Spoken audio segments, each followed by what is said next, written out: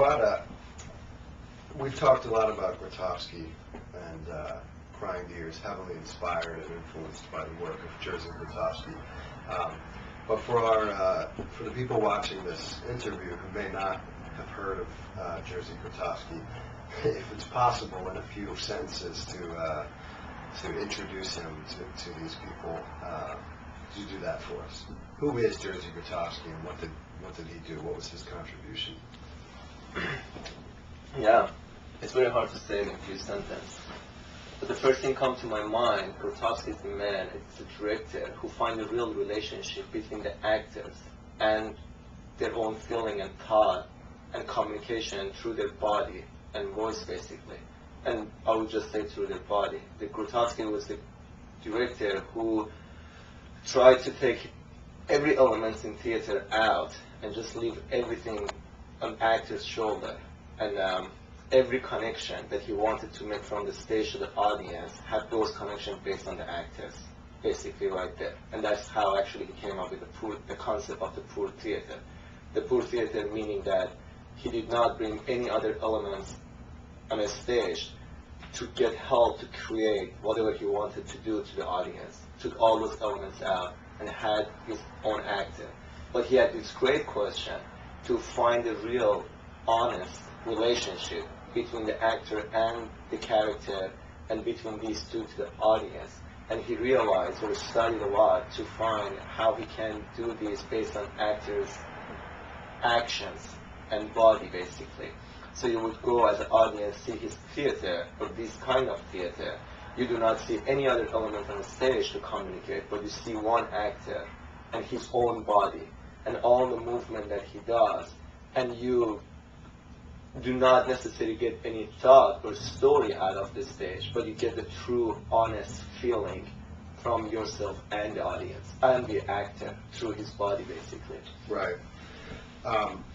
So for the last few months in Crying Deer rehearsals, we've gone through all of these different theater exercises, movement exercises, and voice exercises, which are drawing heavily from the work of Grotowski.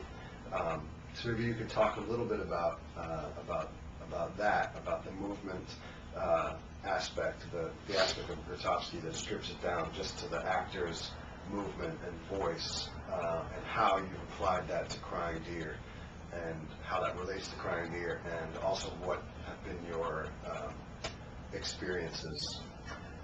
In Crying Deer,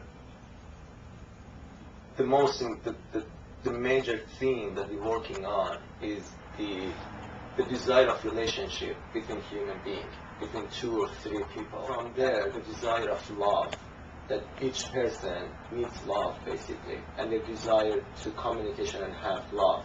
But then we brought the other aspect of love, which is pain, and we're working that concept that you have desire to create love, but as soon as you create love, pain is attached to it and comes into it. The way I see it is love and pain are the package that they come together, but as an individual, you have to choose that do I really need love as much as I would deal with the pain, or I'm so sick of that pain that I would get off my love and not deal with that kind of pain. Now, it's a very philosophical thing, it's a very psychological thing, and I do not have that much information or knowledge about it that I want to go and talk about it, and I'm not willing to do it because I'm just a director. So in Crying Deer, what I want to do, create the feeling of actual human being on a stage, and the feeling of this desire of love and pain between each other and transfer to the audience.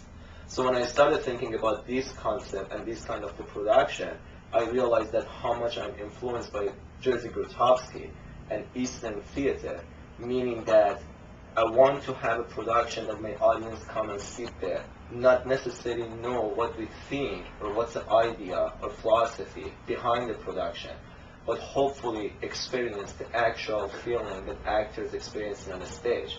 And in order to do that, I realized that the best way I'm interested to do it, or I found that I'll be able to do it, is use Grotowski's concept of poor theater and working on an actor's body. So we see all this energy and this feeling through actor's body that would develop there. That's why I brought all those exercises for the actors to basically throw away their masks, be honest with themselves, they find energy, the quality of energy, of love and pain, and their own understanding of love and pain, created through their body, and then transfer it to the other actors through their body, and then receive that from the other actor who goes through the same process, and now add it to their own understanding or on their own feeling, and hopefully create that feeling to the audience.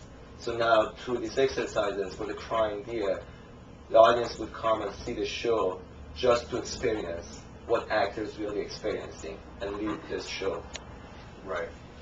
And how does, you touched on poor theater a few times already, but how does poor theater come into play in this production of Crying Deer? The way I understand the poor theater is that poor theater is a theater that is based on only actors and not any other elements of theater when we start the rehearsal.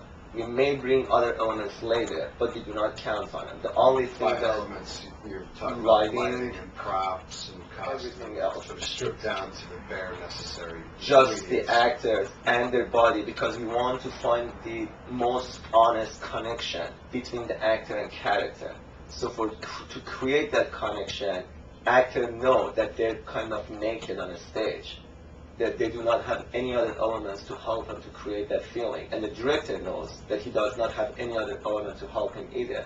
So we're just going to go through that feeling deeply and deeply through our body, create that feeling. So all we have so far, last 2.5 months of rehearsal, we had nothing but just 3 actors right there, and try to communicate that feeling between themselves and then transfer it to the audience. Later on, through next month, if we do have desire to see, okay, between these 2 actors or these 3 actors, now these 3 people need some sort of lighting, we will bring it in.